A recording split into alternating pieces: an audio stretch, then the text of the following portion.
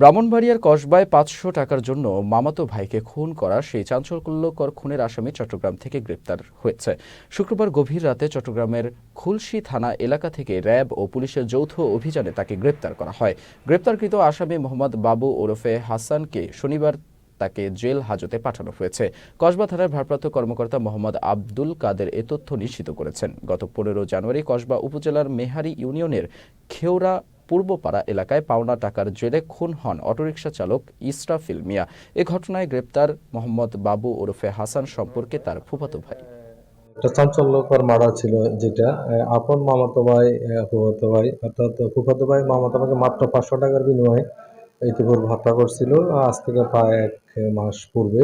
আর আসামিটা হত্যা করার পরপর সে পলাতক হয়ে যায়। আমরা বিভিন্ন ভাবে তার মোবাইল নাম্বার ট্র্যাক করে এবং র্যাবের সহায়তা চাই এই বিষয়ে, এবং আমার অফিসাররা নির্ভরভাবে কাজ করে। এক পর্যায়ে গতকালকে আমার র্যাবের সহায়তায় তাকে আমরা চট্টগ্রাম থেকে ধৃত করা হয়।